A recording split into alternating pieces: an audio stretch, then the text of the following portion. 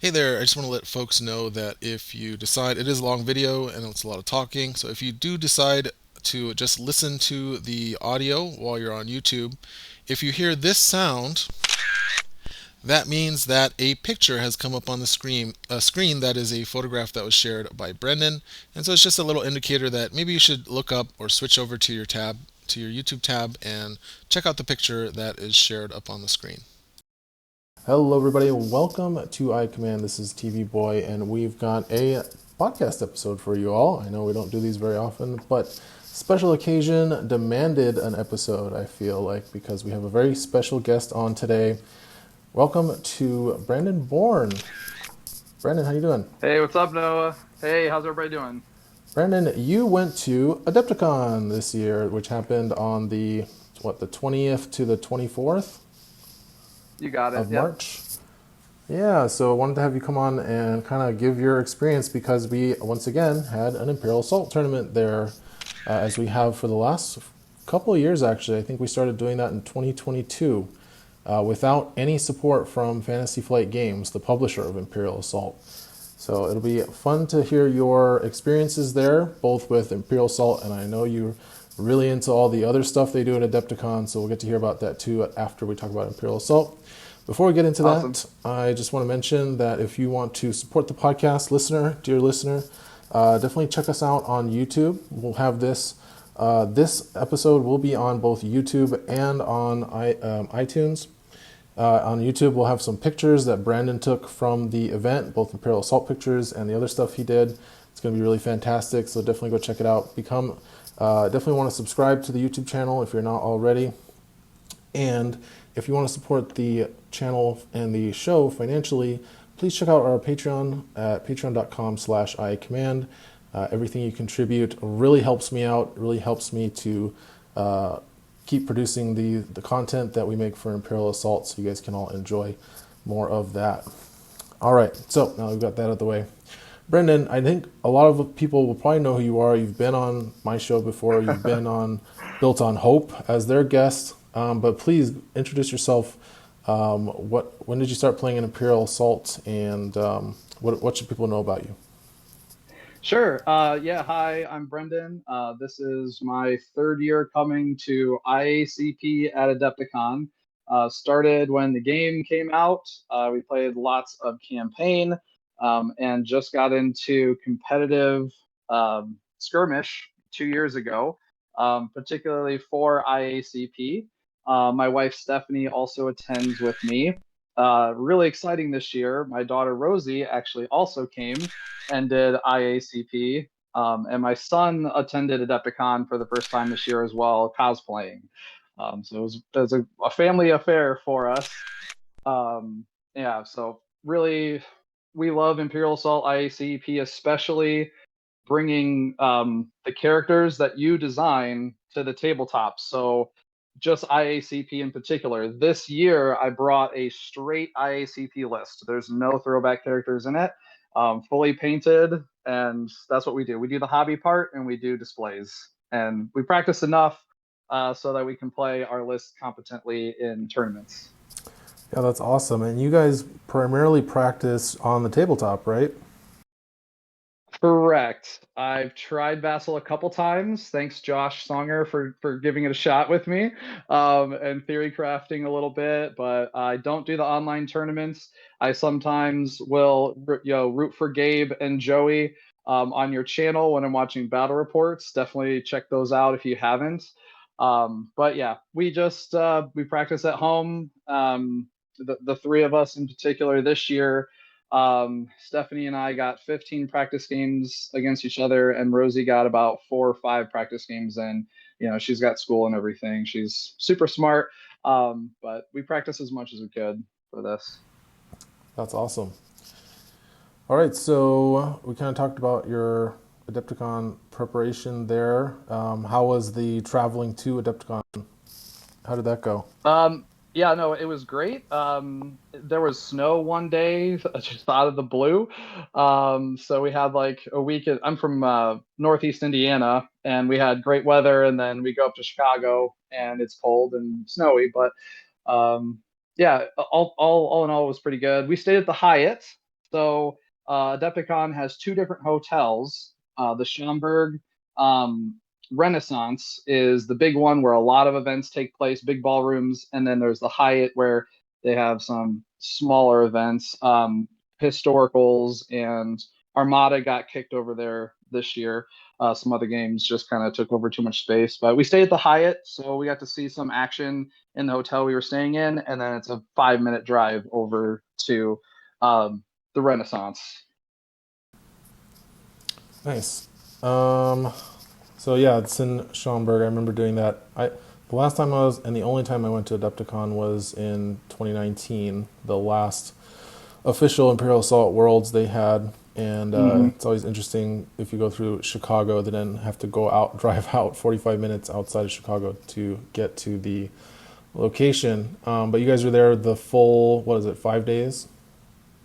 Yeah, we went from Wednesday to Sunday, and just like last year, we packed in as many events as we could do.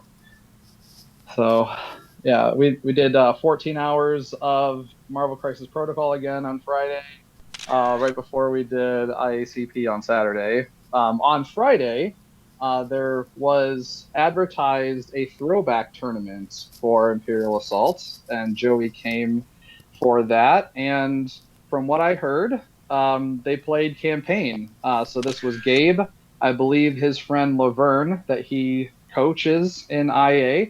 I believe the three of them played almost a full campaign on Friday. Whoa, So that's crazy. they made the best they could out of what they had.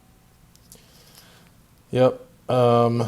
Not a whole lot of interest or demand because I know that you were sounding the horn pretty loud leading up to Yep. Adepticon on all the social media and various forums for Imperial Assault. So I can't imagine people didn't know it was happening.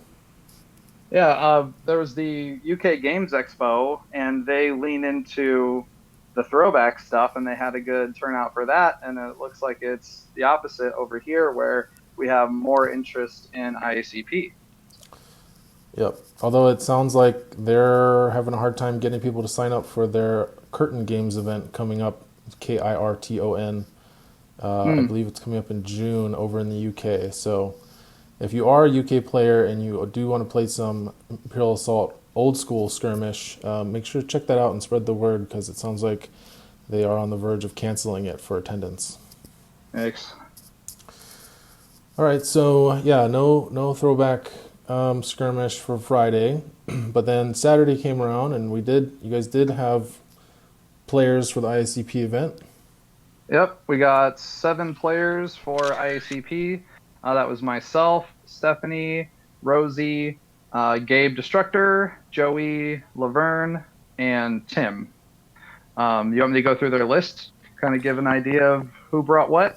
Sure, we can talk about each Okay, person's list. cool. So we'll just start with mine. I was doing a full Rogue One IACP list. So we've got Cassian, K2, Jin, Baze, Chirrut, Bodhi Rook, Saw Gerrera, and Pathfinders. I modeled Wheat Teeth and Two Tubes were my Pathfinders. And I would just say if I had to go with the theme and I had to go full Rogue One on this. But if you are trying to play the Rogue One competitively and use my list as like a guide, I would probably just switch out the Pathfinders for R2, C3PO, and extra armor for those 6 points, probably.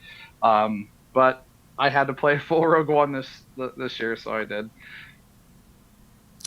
Nice. I Um, think we have a player playing yeah, a similar Rogue One list in our March Vassal tournament that I believe went 2-1. So awesome. Awesome. Yeah, I have to root for the Rogue One stuff, especially when you guys came out with Chirrut and Baze. I got super excited. So I knew that I was going to play this list when you guys announced these about a year ago. And then to have Bodhi join the team right at the last second was pretty cool. Yeah, it has a lot of after deployment shenanigans. And it's got three. It's got Bodhi's smooth landing. It's got infiltrate with the Pathfinders, and follow that up with Cassian's strike team. It's pretty cool. it's pretty cool taking over the map basically, and my play style is very objective focused. So the fact that I can just kind of take the board and make you kill me is kind of my play on that. Um, and moving on to Steph's list, she was playing Jabba's pets. So this is creatures. So Jabba, Bib, two Nexus, elite loaf cats, regular loaf cats, the Rancor, and then like black market stuff like that. She, this was brutal. Okay, we played 15 practice games and I lost 14 of them to that Rancor. Wow. It was either I could take down the Rancor and the Nexus got me, or the other way around. So, yeah, I don't know. I don't know if you regularly play against a Rancor, but she can get off like 4 attacks per turn with that Yeah, it's a lot of fun. thing. Like, oh yeah, like pummel and eat a cat and parting blow. So yeah, when we took the Rancor out of the box and set it on the table, you should have seen the guy's faces. So that's Steph's list. Rosie's, she's playing Imperial Inquisition. So she didn't build her whole list out necessarily, but there were certain themes that she liked, and I kind of helped her. The first thing she told me was she wanted to force lightning something to death. So we started with the Emperor. I showed her pictures of other Imperial archetypes, and she really liked the picture of Mara Jade with her amethyst saber. And um, let's see, we wanted to surprise people as well with the second sister. So check her out. Had fun painting her up. To round out with some more hunters, it's a Purge commander. I modeled him with a gun. We have the Grand Inquisitor. We got BT, and I modeled her Imperial officer to be a female Imperial officer because why not for her team? Awesome. And yeah, if you're listening on the podcast, make sure you go to YouTube and check out their awesome paint jobs that will be up on the video because all of their figures are fully painted and look amazing. Thank you so much. That's definitely half the fun for me is bringing a fully painted squad to the show. Um, Rosie had something to say about her list. I did talk to her a little bit, and afterwards, she said that she really likes the cards Tools for the Job and Assassinate. Makes sense. Um, so for Force Drain, okay, she did take Force Drain for Second Sister. She liked that she had that in case she needed to mess up a queen piece, but she wouldn't have taken it without Mara Jade. So the fact that she had 2 models that could play it, it made that card a lot more playable for her. So just a little feedback on IACP stuff there. Yep. And oh yeah, the Purge Commander was definitely like the weakest part of her list. We talked about switching at the last second to like another officer and something, maybe a Purge Trooper officer and drop Rule by Fear, something like that. But she had practiced the Purge Commander, so that's what she played in the tournament. She didn't want to pivot last second. Did she And get a lot then of let's re-rolls see. out of him? Oh, um, I'm not sure because I didn't see all of her games, but um, I know that she practiced setting him up so he could see the line of fire. So I'm guessing she got a few rerolls, but I couldn't tell you.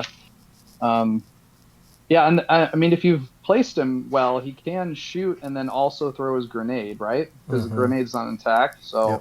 So, I mean, in the right situation, he can be a star, but it's situational. All right. And next we've got Gabe, and he was playing Jabba, Bib, HKs, also HK-47, Hired Guns, Cad Bane, and Dr. Aphra. So very like droid hunters, yeah, with Jabba and Bib. Really brutal, really good powerhouse of a team, and I'll get to that when we talk about our games. We've got Joey. and I'm calling his list Imperial Captains. It's not exactly that, but he's got Jet Troopers, Captain Fabulous, the captain that's brightly painted. Had to learn the name on that. Really cool. He's got Kane Somos, so he's got the firing squad. Um, is it a dewback or was it actually Captain Taro? I believe he runs Captain Taro. Captain Taro, okay. And then Jabba was in there. Um, then we have Laverne, and he's got Imperial like scouts and ISBs, kind of Imperial spies in a way, with Iden and Director Krennic. And then we had Tim, who was running Throwback Rebels with Chewie, Original Jin, and I think that's Han. Not it's not a regular smuggler. I think that smuggler is supposed to represent Han. So And so my understanding is Tim was the seventh player, and he dropped after round one, right? correct. Yep. Yeah, he just came to dip his toes in. He's at Adepticon. I'm sure he had a lot of other games to go check out, but he brought some Imperial Assault from home and decided to play around with us. It was one game and then he dropped, but I mean, you could tell he had fun and he just kind of wanted to check it out. Oh, that's good. So, I'm glad he had fun. yeah, yeah. But what do you think of the variety in those lists? Like, none of them are the same at all. It's funny because it feels like kind of a run back of the last Adepticon. I think Joey might have run the same list. I know somebody was running double HKs back then. Okay, the HKs have appeared a few times. That's true. So, and then it's cool to hear the ISBs and the or the ISBs and the Scout Troopers. We're seeing Mm-hmm. some play. They're actually getting some love over in the league, online league play from Mm-hmm. some of our more competitive players due to the map rotation. Um, and then creatures, fantastic. Force hunters, great. Yeah, I think everybody kind of had something different among the six players that were there, right? Yeah. I mean, seven technically, but yeah. Yeah, Um, 7. yeah. And about Laverne's scouts, he did have Vader's Finest on there, and against me, he did get a couple focuses, and he did use the Vader's Finest ability at one point to take his steps to contest an objective. So feedback on that is it was pretty good, but it definitely didn't feel broken from across the table. Nice. Yeah. Um, how about Lure of the Dark Side? I remember that was almost a contentious card when it was being tested. Stephanie say Uh, anything about it? Rosie did not play Lure of the Oh, Dark Rosie. Side. Sorry. Yeah, Oh, she didn't play it. she did not play Lure of the Dark Side. I told her that she should pretend like she had it in her deck Oh to yeah, kind nice. of play that mind game, but she didn't actually run that one. She really leaned into the Hunter cards, extra damage stuff. Nice. All right. We should probably talk about the map rotation since we did have a map Hmm. rotation like 2 weeks before the tournament, which I actually like that. I don't know how other players feel, but I always found that having a map rotation right before a big event kind of throws people for a loop. It kind of shakes things up and shakes up kind of established strategies and things that are Yeah, good. yeah. We knew that. Oh gosh, what's the one that rotated out with all the colored ones through the middle that flashed? Um, I forget what it was. The one that just rotated out where you can grab the weapons caches and the lights are flickering on all the objectives and you got to hit the right one. Um, oh my gosh, do you know which one I'm talking about? The Is weapons it cache. Tarkin's Oh, laboratory or Tarkin. something? Yeah. Okay. Yeah, so we knew that one was rotating out right before Adepticon, so we did not practice it. We only practiced Wazka and Coruscant for the most part. And but I brought 3 of the 7 players, and I'm on top of it, like making sure I get all the notifications as quick as possible so we can pivot.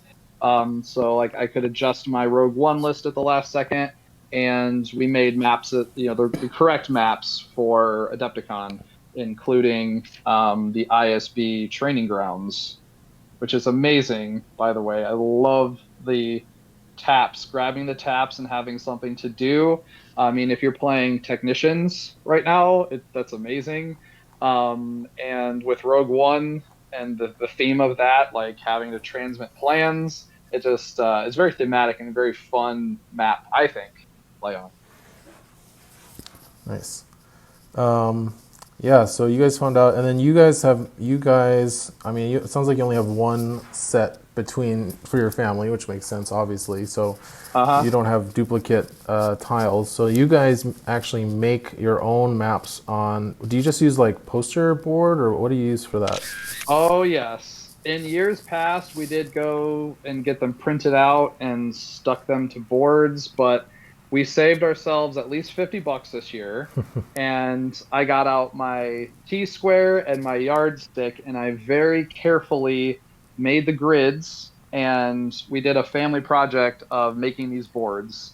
Yes, I know they're not very pretty, but they're very accurate and very detailed with exactly where the tile stops and even interior and exterior. So we are very familiar with every single square on that map because we made them. I will say I think they look a lot better this year than they did when some other I don't know if it was your group that did it last year. Was it you guys? Sorry, Josh. Josh did them 2 years ago, and they were Yeah, like bigger squares, which was like an alternate reality kind of Imperial Assault.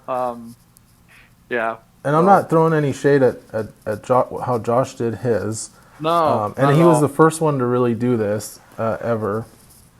But you guys And did something, he inspired us to yeah. do it, to push it basically. You guys made a very small improvement that I feel like took it to the next level, which is you actually shaded in the terrain areas. So like Mm-hmm. the difficult terrain squares, you fully shaded in blue instead of just outlining. Mm-hmm. And same thing for like blocking terrain, etc. And I feel like when I was looking at the maps, like in the previous year, when I saw those maps, I'm like, what map is that? I cannot identify that map at all. But with your guys' maps, I can see, oh, I recognize that shape of difficult terrain and that blocking terrain going through the middle. Like Mm-hmm. that's ISBHQ. Clearly, it's got that table, that blocking terrain around that impassable terrain in the middle. Or Waska, like I recognize the big areas of blue. So Waska, it's these are great for Waska because you don't have to pretend that the wall's not there. We yeah, just did it so the walls aren't there. So it actually clarifies that and makes it easier to play, in my opinion. yeah, especially if you don't have like rubble tokens or something to put over top of the walls that are not supposed to be there. I can see how that would be really confusing. I don't think I've played Waska on tabletop. I think I've only played that map in Vassal where it's corrected to delete those walls. Hmm. And not only does it help you see where the wall isn't, but there's a chunk of wall here and here on the side. And in practice, because I was remembering there was no wall where the water was, I also missed that there was a wall next to it. So it just helps keep that all very clear. Right. So you said you really like the new map that's ISB Training Grounds. Yeah, we did play that in the finals, and we played it for round 3. So, do you want me to just start getting into the rounds? Yeah, sure, we can do that. So round one, who did you play against? Hmm. So, round 1, I had the bye. Mm. We had 7 players, so 6 players are going to play round 1.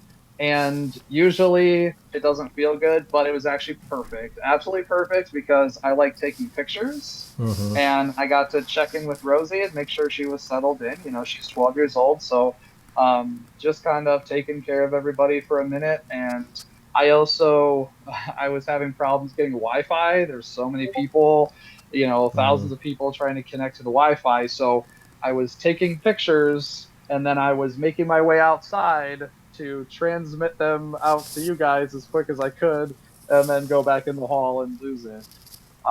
So round one bye for me was great. I got some pictures of everybody playing round one though. So we have Rosie, and she was against Joey. Um, Round one, they played on Wazka. I could not tell you if it's the strain water or the regular water. Sorry, I don't remember that. Um, what I can tell you is I did talk to Rosie. She said she was super nervous and she kind of just needed to get her first game out of the way and warmed up. This is her first time playing in a tournament, and this is her first game in a tournament. But Joey is super cool, super chill. He's a master at this game. She really liked Joey's list. She liked the King Somo Spiring Squad stuff. She was like, "Oh, I kind of want to try that." And she liked the smoke that he modeled onto his jet troopers. In her play, she was kind of concerned she was going to slow play, so she just kind of went on automatic pilot and made a few mistakes, but she needed that warm up, and she hadn't practiced that side of Wazka. And she said that pitching the card to Rule by Fear was a very hard decision to make. Uh, Yes, it is. so, um, so Rosie versus Joey, that game ended 17 to 41 in Joey's favor. I feel like for her first game, 17's not too bad. Yeah, yep. And it's always, especially if you've never played in a tournament or against other people outside your family, like you can play hundreds of games against your family, and then when you actually play against somebody that you've never met before, you're like, what are they thinking about me? Am I going to screw up? Hmm. Like, there's all this. It's just a totally different thing. But once you do it and you get over it and you like, oh, that wasn't so bad. Once Yeah. it's over, I then I feel mean, like that's a hump that you get over. that being said, I feel like IACP at Adepticon is it's really welcoming to new players. Like Tim was able to come and play a game with us. Rosie played a few rounds with us. Like some of these players are on the top tables with your online tournaments and things, but I feel like I like to call it semi-competitive because there's definitely that aspect, but then there's also like you can bring whatever you want and let's roll some dice too. So Yep. By the way, regarding Joey's list, I had mentioned earlier yeah. that I felt like Joey and Gabe and some people had brought the same list as before. I went back and looked at the list from 2023, and it was actually Hmm. switched. Joey had brought the double HKs last year, and Gabe Yes. had actually brought Java and Migs, but in a mercenary list rather than a Empire list like Joey. So Yes. I thought that was kind of funny. Yeah. Yep. I did face those assassin droids 2 years in a row, but different players with a different list. Like, yeah, there's no two lists that are the same. Imperial captains, Imperial force users, Imperial scouts and spies. It's all very different. Any other So let's highlights see. from round one? So round one, we have Steph versus Gabe. She said she had a problem with closing the gap on Gabe's hunters, and Gabe just did a really good job of not giving her targets for pounce or not giving her good targets for pounce. And he had enough firepower to take down the Rancor. The really cool moment she had, and I'm excited to tell you about this, is she played Savage Vigor against Gabe's Tools for the Job focus shot and stripped 3 dice off of that attack. Oh yeah, nice. Yeah, Gabe's like, what? So, yep. Let's see. Gabe took that. It was 21 to 42. So, I feel like if the person that doesn't win, if as long as they get like 20 or more points, I feel like it's a pretty good game. Like it's not a blowout or anything like that. Yeah, that's probably because there's probably a lot of damage on other figures that haven't been killed. So The Exactly. score doesn't always tell the full story of the board state at the end. Yep.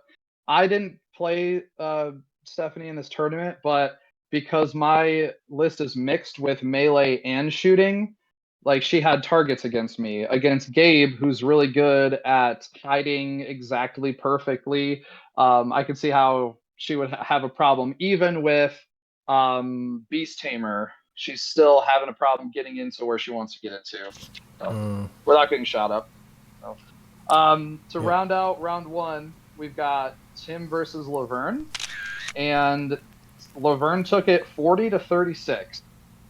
So for Tim to cut, and I know Laverne has been practicing with Gabe Destructor, um, and I know that he's Laverne's newer to the game, but you can tell that he knew his stuff because he's been practicing with Gabe, and Tim is like right out of the hallway with throwback stuff, and the fact that it ended 36-40, that's the kind of game I like to play, a nice close game like that. Yeah, that's really close, especially since, like you said, Tim was not using any IACP cards, including, Nope. I know he had Jin Odon, and he was using the old school Jin Odon, not the new one. Mm-hmm. So that's great. Yep. It So sounds like he did I'm have a sure he really good just game. played what he knew. Yeah, super close game. But yeah, then Tim dropped to enjoy the con, and it was super cool. He just popped in to play around with us, and he was fine, just saying hi for the day. That's great. All right, so round two. Yep. So you got to play this round. What was the mission? Yay!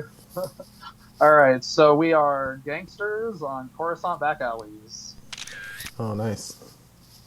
What I can tell you about the other games is it was Laverne versus Joey, and Joey took it 40-9. So he definitely knew what he was doing with those gangsters. And then we had Stephanie versus Rosie, and um, Rosie, after having her practice game round one, she took it 40-31, and those lightsabers can just get through the double black defense on the Rancor, so it's not a problem at all. Rosie practiced this, and she got to put it into play where she bunched up her lightsabers ready to go for turn two, and then just unleashed all the lightsabers and got extra saber attacks off of the Emperor. Like, she did not miss a trigger. She used Tempt to off a gangster at one point that was left at one from across the map, and she really knew what she was doing with Awesome. that one. So, yeah, she practiced all those triggers, Zillow technique to keep people alive, and yeah, I'm super happy for her. This is her first tournament win, so there you go. And then for my game against Gabe, I knew that those HKs were gonna be my first target priority. Like, people are playing these against me. I know they only have 7 health, so I need to hit them before they hit me. That's the whole thing. Um, so again, we're doing gangsters, and I left one of his HKs with 1 health left. So frustrating. And then I positioned so that I could finish that one off with either ranged cleave from Baze or blast from Baze or a cleave from Chirrut. And Gabe moves perfectly, so I cannot get onto that HK. So like he barely moves his guys to where I just can't barely blast him, or I can't barely cleave into him, and I left that HK alive, and it mattered. So again, Gabe he's so good at this game, and he positioned just perfectly. Um, in this matchup with Rogue One versus these assassin droids, the dice math is not with me. Like, my 2 and 3 dice attacks versus his 3, 4, sometimes 5 dice attacks definitely favors him. But I also go for the objective play, and I do have more attacks than him. So I'm hoping to leverage those smaller attacks. Didn't quite work out, so That one, he took it 47-24 against me. Were you able to get any good use out of the Pathfinder's like distracting ability?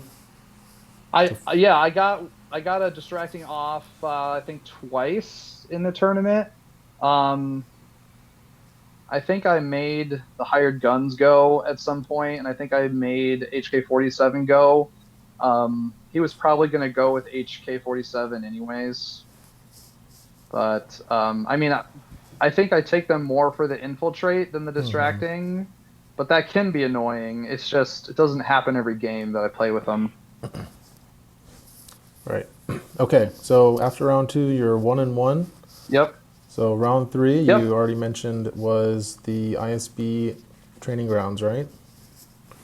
Yep. So this is ISB Training Grounds. This is where you can use the taps to flip the objectives either from 2 to 5 points or from 5 points down to two. Okay, counter Um, slice. yeah, there you go. Counter slice. The girls had a great time.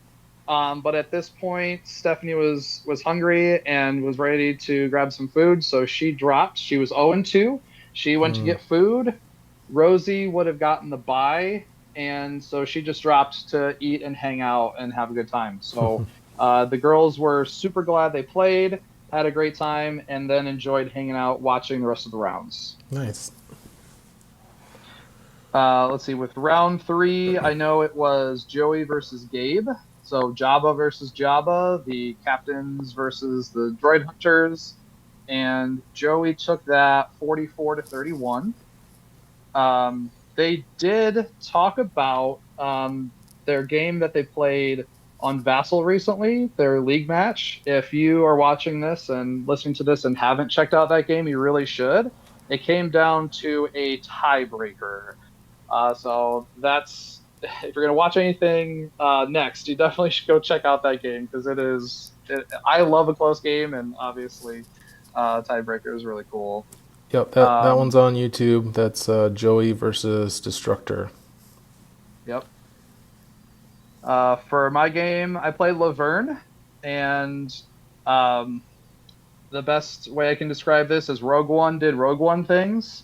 So I have I just start locking down the board. That Scout Trooper ability, where you have to get up close to them, is amazing for gunfights. But I was able to get a Cassian sniper shot down the middle hallway at ISBs and almost get one. I think it was on the first turn. And then I proceeded to take Jin over there with her Tonfa, and she was beating up Scout Troopers with her Tonfa.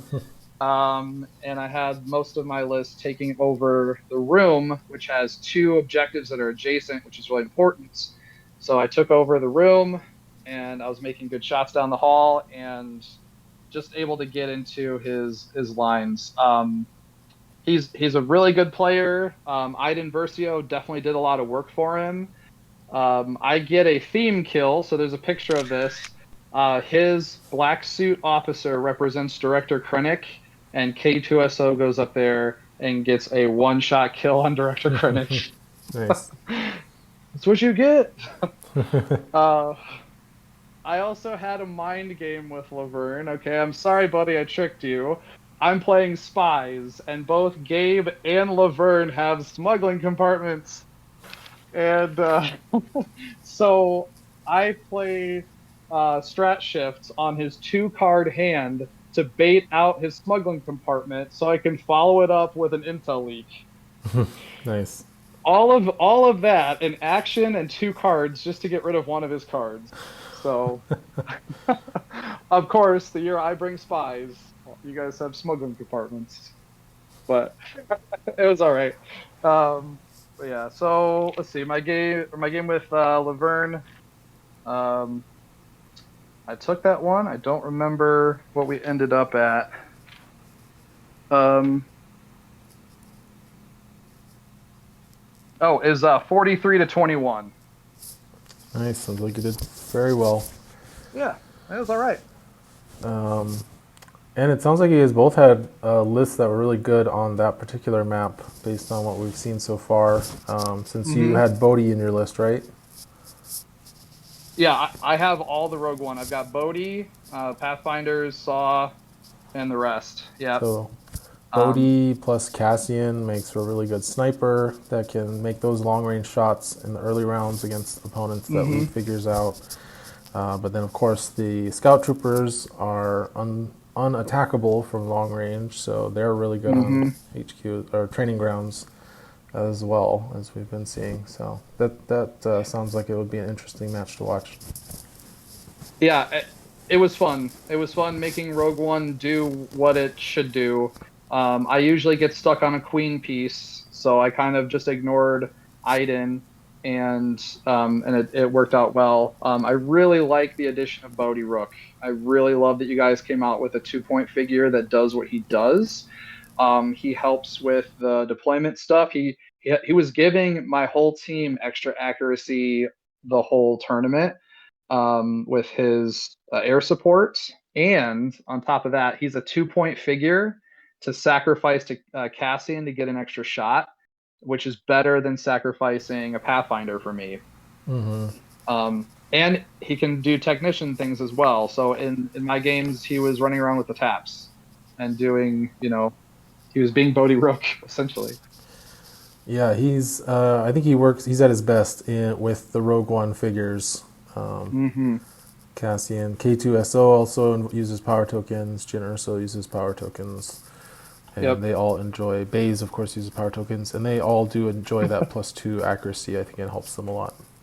Oh yeah, +2 accuracy for most shots you're taking is awesome. All right. Should we get into the finals? Yeah. So how did that go? Well, Joey goes undefeated in Swiss. He's the only one. So Joey's at 3-0.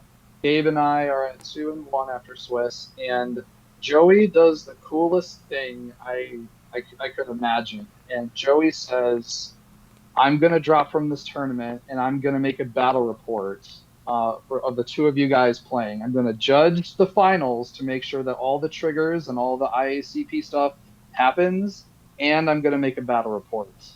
So thank you, Joey. I got to play the finals, and I cannot wait for this video whenever it comes out. Yeah, and big shout out and thank you to Joey for being our boots on the ground at Adepticon. Unfortunately, none of the steering committee is able to get out there. We've all got stuff that keeps us from traveling. And so the fact that Joey's willing to go to Adepticon, he's not from around there. He's probably took either a plane ride or many hours to drive there. So we really 100%. appreciate Joey doing that. Yeah, it's kind of the 1-2 punch where he's got the rules knowledge and is the TO, and I like trying to capture it all and kind of bring you some media if I can. If I had like a camera set up to stream a game, I probably would have. So it's something I'm considering in the future. We'll see. But this battle report should serve as some cool content. I'm really excited. I mean, I was in it, got to play in the finals, and I got to play full Rogue One in the finals. So yeah, super honored. For the final round, I don't want to spoil it so that you can go check out the battle report. But I'll tell you a few things. We were playing ISB Training Grounds. I get to play Gabe again, and I love playing Gabe, so I'm fine playing him twice at Adepticon. I get to see my friends or my IA friends once a year, so it's great. Um, this mission is install the tap, and so I'm playing pure Rogue One, and the narrative I have going is that I need to transmit the plans to the Death Star. So my whole goal is I'm going to install the taps as quick as possible, and my path of play is going towards his terminal and the hallway right in front of his deployment zone. That is my goal. And with my list, I want to take Chirrut. I did this in practice a little bit. I would open my opponent's door with Chirrut and then get annoying with his I'm one with the Force is with me. Extra movement to contest their terminal, and then do his version of deflect onto the weaker support figures. That is my goal.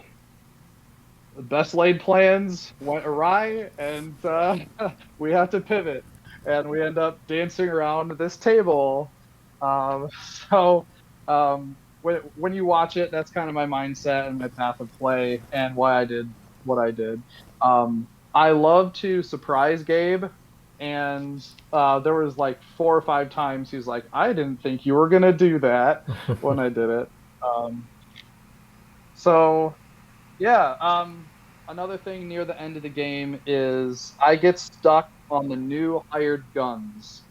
Thank you to whoever designed the hired guns with their parting shot. It's like a streamlined, easy to use Greedo. So thank you so much. And not only that, but it was an interesting, like I want to kill the hired gun when I want it to die because he's focused and he's going to shoot me when he dies. So I want him to die on my terms.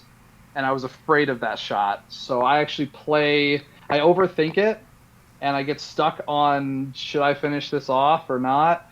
And I probably made some silly mistakes around that time and leaving him alive too long, honestly. So leaving the hired guns alive too long. Yep. There's a hired gun that has a couple of hits left, and I'm like, should I finish it off with this or that? I cleave into him to leave him at one to be finished off when I want him to die, and then I left him alone. So silly mistake on my part, but it was an exciting game. There's a bunch of dice rolls that come down to leaving the character at one or exactly finishing him off, and Gabe has to think. I like making Gabe think as well because there's a few times where he has to really spend his resources exactly on, including Bib Fortuna's ability to exactly finish off. So, so there's definitely some wins in there for me. But yeah, I had an absolute blast playing the finals and playing this whole tournament with you guys. Well, it sounds like you had a really good run, and Yeah, first time in the finals. It's good for me. Thanks, Joey. Gabe, I know you got some defective dice there from me. I have the replacements, and I'm going to be sending them to you. Actually, right after after I record this, I'm going to take those over to the post office and get those in the mail. Haven't had time last week, so we'll get you those dice. I That's will say, I will say about Gabe winning Adepticon. We are very, very disappointed that there was not a medal for winning IACP Adepticon. Um, there was the last 2 years, and Gabe took second both times, and he finally wins Adepticon, and there isn't a medal for it. I know that's not your fault at all, Noah, but we were really disappointed in that. And as far as prizes go, we need to talk about that. But the first thing, I have a plaque. It's a store champion 2017 plaque that I'm going to be mailing to Gabe because we wanted to do something for him since he finally wanted Epticom. nice. That's great. That's also kind of disappointing. I thought I had clicked the option because Adepticon lets you set the entry fee based on what kind of surprise support. So I thought I had checked surprise support from Adepticon, and that was why you guys were paying money because I don't get any of that money that you pay to Adepticon to play in the tournament. Right, yeah. So that is kind of disappointing. It's weird. I'm like, so next year should we just meet up somewhere and like I'll just have my badge and we can play on open play tables? Like I'm not saying we should do that, but it's yeah, it felt like we didn't get enough love. Like our play area is not very well defined. Like a little sign saying Imperial Assault would be nice, and the fact that they did absolutely no prizes. There definitely was prizes. So I think you did some Onar cards and some dice and Saska cards, right? Yeah, yep. I sent prize support from my own collection and Yeah. my own pocket. Thank you so much for that, and I it's appreciated. And I had an old tournament kit that my local store just gave me because they don't do Imperial Salt anymore. And the same thing happened with Gabe. He brought a tournament kit, so we were just all like passing out stuff and trading things, and we'll have enough prize. We'll be bringing prizes for the next few years, hopefully. And I know Gabe is going to college next year, so he might be less available. But who knows? I'm hoping stuff like this generates more and more interest, and we'll keep growing it. So Yeah, and if you are listening and you're interested in organizing Imperial Assault in like your local store or local venue, library, whatever, school, you can actually go to iacontinuityproject.com, and if you go to the official documents page, I'm going to be putting up a flyer that you can print out that will be like an advertisement for a local event. So it'll have Imperial Assault at the top, and it'll have little spaces for you to write in your event name, the location, the time, and the contact information of the organizer. And that'll be a great way to like put up something nice on the wall of your store or your school or something, if you want to start organizing your own events in your local area. definitely would love to see more and more people come out to Adepticon as well. Um, for next year, Stephanie and I have a secret custom project we're working on. I'm not going to spoil it this year. I spoiled Baze and Cheer It last year for Rogue One. I'm not going to spoil anything. It's going to be super cool though for this hobby project for next year. And I know you like to ask me what I want to see in Imperial Assaults, and I found something. You guys made HK-47, so where's the rest of the Knights of the Old Republic crew? They're dead. They're all We dead. got we got Cartho Nassi, Bastila Sean. You got to give me Bastila one of these It's days, right? it's called the Old Republic for a reason. Okay, so why did HK make it? Because he's a robot. It's like Bender in Futurama. It's like where they bury Bender in the dirt in Futurama, and then 1,000 years they dig him up, and he's like, "What took you so long?" Because he's not a meat bag. He survives. Exactly. He's not a rotten meat bag. But yeah, I've thought about Love it. like making custom versions of cards that are like, in Magic they have like the Godzilla versions of normal Magic cards that they did, where it's like has the original name in small print, but then above it it's like Ghidorah and like the monsters. Like I was like, you could do that with Imperial, like the Imperial Assault characters, and just reskin them. That would be cool. Mm, mm-hmm. Absolutely, absolutely. Now, Um, if you gave me a reason to go get 3D printed Knights of the Old Republic, my pocketbook would take a hit. That's what I like to do is get this stuff 3D printed. Like, my whole list this year was three characters are from Legion, and the rest are all 3D printed. So yeah, give me a reason to get more 3D printed models. Oh yeah. yeah, I was gonna ask you, what was the figure situation like for a lot of people? Because I know you guys 3D print, but Mm-hmm. how did other people handle representing some of the? Because we've got some figures in IACP that are not available as figures in a regular Imperial Assault. Yeah. For it was kind of an issue playing with Gabe's list because he's got three HKs and one of them is HK-47 and the other ones are regulars. So I got confused on who's who. So I wish I just got him like a painted droid or something. But um, yeah, there's a lot of counts as if you're not 3D printing. Let's see, Gabe had just a standee picture for Dr. Afra and Bib, which is cool. I mean, it's cool. It's artwork on the table. So, let's see. Iden Versio was a Death Trooper. That kind of makes sense. That's her outfit. And he didn't have any other Death Troopers. He's got Director Krennic is the Black Suit Officer. Um, Rosie's got her second sister 3D printed. And I can't remember. I think Han Solo was a regular, just smuggler. Yeah, that one's just I don't have it because Han Solo is obviously in Imperial Assault. Yeah. Yeah, because he came as a token in the core set, so it's just using the core set without buying the figure pack for Han. Yeah, it makes me wonder because, like you said, that would be confusing having like HK or HKs representing two different cards, or Yeah, having like a Death I wish Trooper. there was a different droid for HK-47 because there was a couple times I'm like, oh wait. Uh, so well, he did have stickers on the bases, which helps, but just having a different color, different model, even a token with a picture is just fine. Yeah, I'm thinking because we haven't really codified like in-person play rules for IACP because it's so much is Hmm. online, and it happened. We came up in the pandemic, really. So, um, Yeah, it didn't feel like a broken rule. It just felt like a this could be clarified better.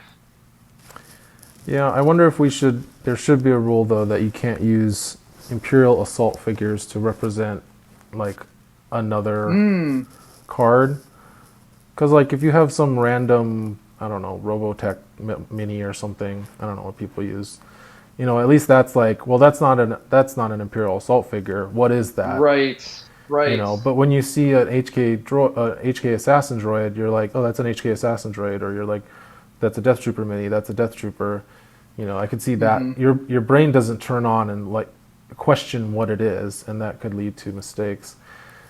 And the other thing is we have the tokens on the printout sheets, so the PDFs that we provide for people to print the cards out. Every figure that doesn't have an Imperial Assault mini already has a full Hmm. color token, like what you would get in the core set box for the figures that didn't come with the core set. Yeah. And I think those are like quarter size, so it would literally only cost you 25 cents to get a base for that because a quarter is 25 cents. Or yeah, or cut some out.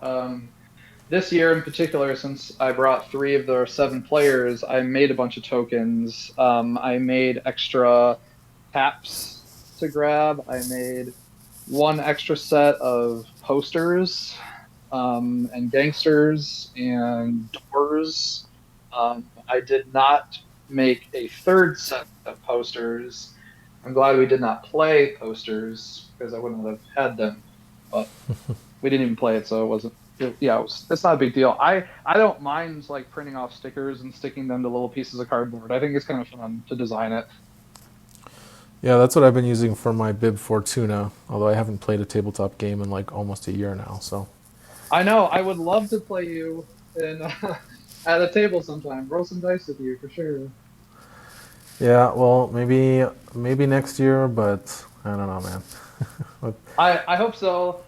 There's a few people messaging in the Adepticon planning thread saying, "Oh, maybe I should try to come next year." Absolutely. Like, when can you play Yoda on the tabletop in Imperial Assault? Anywhere else? Like, you can't. So, Yeah, so I think at this point, ICP at Adepticon is pretty much an institution. This will be our third year running, and I don't think there's any reason to stop as long as we've got somebody who's willing to show up and be the person on site. I think we'll keep running it. So if you are thinking about wanting to go to Adepticon in the future, know that Imperial Assault will be there, and you should plan on attending. I'm thinking maybe next year we'll do it on a Sunday, um, just because I feel like Friday and Saturday we're competing with the big games, the Legions and the X-wings, and I yeah, think I don't people. know. I don't know. I don't know really. We play Star Wars Legion teams on Sunday, but I also think they're going to change that to Saturday. So if that just flip flopped for us, that would be great.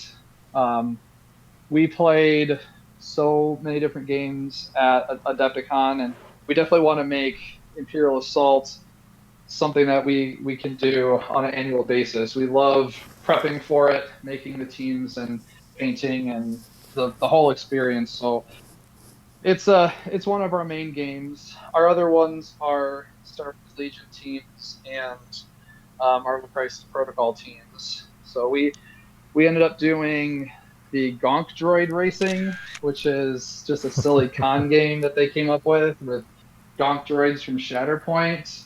And you know me, I like to paint the models I bring to the game. They allowed you to bring a painted Gonk Droid if you wanted to. And Stephanie and I both did. She painted a model for the first time herself, which was her Gonk Droid. And we go to check it out and we realize that they needed bases and we did not have bases. So we went on a scavenger hunt to do bases for our Gonk Droids. I had to buy a box of Shatterpoint stuff. I had to find a guy who had glue so we could stick the Gonk Droids on them, which just happened to be Dallas from AMG. And then a friend of mine suggested the painting station area where I sat down and actually painted the bases right before we got to play. So we have a, we have a fun little story to go with our Gonkins. Playing the game was just kind of all right. It was fine as a warm up to the weekend. You can't really take it seriously at all. You just bounce around like bumper cars with X-wing movement pathways. Stephanie did have a chance to win the Gonk Droid race. It was on a coin flip whether she was going to go out of control through the gate and win or backwards, and she missed the coin flip. Uh, and Yeah, then, uh, yeah, I go heard about ahead. that game. The guys over on the Notorious Scoundrels podcast gave a really good Uh, breakdown of the rules, and I thought that sounded really fun. Really, the wobble tokens sound mm-hmm. hilarious. Yeah, the more you get hit and the faster you try to go, the more wobble tokens you get, and then you roll to see if you go out of control. At one point, I got a good breakaway, and I thought I was gonna like just get ahead of everybody, and then I went out of control once and could never really recover back into it. I heard that the photographs of that game were forbidden, but I swear I saw Yes, you posted some, and then I couldn't you find them were after the fact. you were allowed to take pictures of the board and the miniatures in the race, but not of any components used to select how your feet were moving or any gear that you collected. Now, was that Atomic Mass Games hosting that created that, or was it just Yes. somebody? Oh, it was Yeah. AMG. Well, it was either Adepticon or AMG. I think it was AMG. They put in the description that you were supposed to get your Gonk Droid out of one of the Shatterpoint boxes. So I don't know where I got my Gonk Droids from, but yeah, it was definitely it was just a silly con game. They had two little tables or medium-sized tables set up in the midst of all the shadow points that was going on. I'm not a Shatterpoint player, but it was pretty cool. All right. Well, I know you had a very busy Adepticon besides Imperial Assault. Yeah. How about let's hear some of your favorite things. Let's limit it Okay. to three, and I won't count the Gonk racing because you snuck that one in like All Aladdin. right. All right. Um, so the other ones are going to be Middle Earth and Marvel Crisis Protocol and Legion. For Middle Earth, um, I don't know if you've played the Middle Earth strategy battle game before, but it's pretty narrative, and it's the one game I played over at the Hyatt, so it's kind of chill. There's a lot of different formats that you can play, and I don't play this competitively at all. I just like to have fun with spiders. So I play these Moria goblins and spiders, and the format was a 3 or 4 player game, and we played with 3 players. You draw cards to see what objectives you have to take and different things to do. And I actually won this game. I could not believe it. I've never played so well. Like it was just a for fun narrative game, and I actually played it well. So my spiders went over, and they started eating enemy goblins, and then I worked my way to the middle of the table, and I ate a bunch of spirit men. They're the end of Return of the King, if you remember that scene where all the spirits just start wiping out the enemies. Mm-hmm. Um, and they're usually hard to kill, but my spiders have poison. So I was able to. eat them. And yeah, so I won my Middle Earth match, and Friday was a long day. This is Marvel Crisis Protocol. Stephanie and I are a team, and we played 5 rounds. The big part of this is that we brought a display, and I hope you will throw up a picture of our display. It's double decker. We are the top section, which is A Force in the Park, so like She-Hulk and a bunch of the female heroes and Lockjaw in the park. And we teamed up with our favorite opponents from last year, um, David and Andrew, and they're the bottom section, which is a subway. And the bottom of our board lights up the graffiti that they did on the back of their board. Very cool. So it's actually two teams coming together to make this. We won best theme for Manhattan Heroes. We did not make the showcase. And our whole hobby goal this year was to make the showcase, which is Saturday night, Armies on Parade. It's like the highest level army display competition you can do. And this was one of our two chances at it. But we did win best theme. We played some really good games. In a very quick nutshell, our first round, we lost to Cable from attrition because they blast. We lost our last game to objective play. They're very fast Guardians of the Galaxy players. And then the middle three were all pretty close. And we ended up going 2-3 overall. So it was fun. It was Nice. great. Love playing that game. But the big thing for us this year was Star Wars Legion. That's probably the game I'm most competitive in. And we were playing Mandalorians, and it was purely for the display.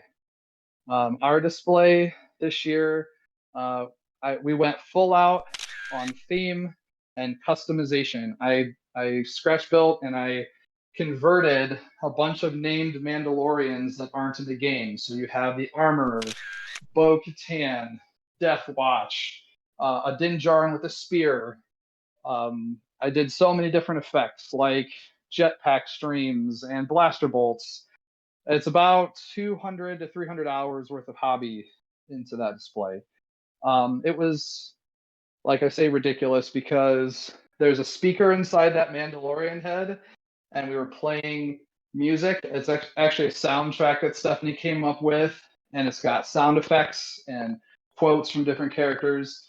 We were handing out pamphlets that had like coupons for bounty hunting to go with the Mandalorians. So we went full out, and in the middle of playing Imperial Assault, we found out that we're going to be in the showcase. So we were in Armies on Parade on Saturday night in the hallway. We had thousands of people walk by our display, and a lot of them like had to get a closer look, take pictures, and even Rosie was there hanging out, supporting us. She was chatting Star Wars to people walking by. It was an incredible experience. Um, and we also got to play teams on Sunday. You play 2 rounds, and Stephanie again. We're a two-person team, so it's a 2-on-2. We played 2 rounds, and for the first time as a couple team, we went undefeated. We did the the missions for Legion teams are really wacky. It's like slicing computer terminals. It's actually like fun missions, more like Imperial Assault in a way. And the last mission is you actually physically take objective markers and flick them onto the board, and you try to shoot them towards your units to score them.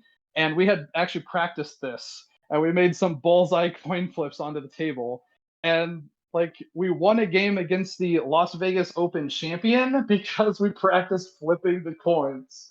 It's really silly, but uh, really cool. Um, there was a feels bad moment because Adepticon also forgot to make medals for our Legion teams event, and they tried to pretend like they weren't doing awards. So I pushed really hard and made sure that they actually are awarding medals for that event, not only for Stephanie and myself for best theme, but there's a couple of guys dressed up as Imperial officers, amazing guys. We hung out with them a little bit, got to know them. They won best spirit, and I'm making sure that they're getting medals in the mail as well. Oh, that's great. Yeah. Whew.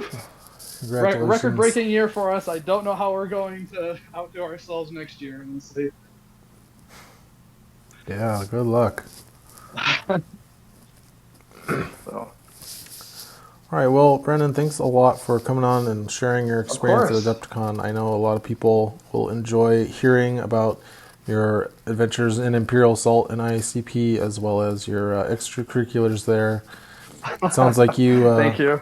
had a better time than a lot of the Legion players at Adepticon, from what I gather. So, Yeah, it's definitely the right event for us because we have an open mind to all these different games. If you're single focused on one game or one event, you kind of have to have an open mind and make it fun, just like Joey and Gabe and Laverne did, playing not only skirmish but also campaign. They were playing campaign after we were done with the tournament. I think they played campaign all weekend and had a blast, and that's the that's kind of great. experience that hopefully everyone that comes out for Imperial Assault will have. All right, so Brandon, if people want to reach you or want to find some of your work, because it sounds like you do amazing hobby work, and I'm sure you've got Thank you. some instas or something that you post on. Where can people find you or find your work? Yeah, the best two places to check me out is Born Miniatures on both Instagram and Facebook, and that Awesome. Well, represents that represents Stephanie and myself. Probably 80% me, 20% her.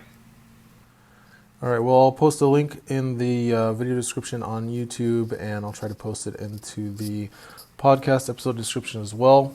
Thanks everybody for listening. I don't know when the next episode will be coming up, but I think we'll be talking pretty soon because we've got some interesting stuff happening in competitive play for IACP Season 9. And if you want to play online, we've got our Discord. Make sure you check out the IACP Discord, where a lot of people are playing games, having fun, including campaign games. So if you're a campaign-focused player, definitely join our Discord. We've got lots of people talking about campaign strategies and setting up online campaign games.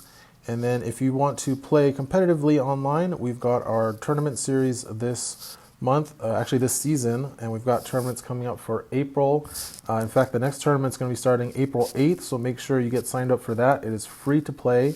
There are prizes for participating, and there is a prize for first place. You get the sweet custom meeple dice. We're going to have tournaments through May and June as well. And we have our ongoing online asynchronous league play going on as well, so you can test your mettle against some of our players on Vassal and get your name up on the board. The more games you play, the higher you climb on that leaderboard. So definitely check out us on Discord. And once again, Brandon, thanks so much for coming on and talking to everybody. Thank you so much. I'll see you next year. We'll see you then.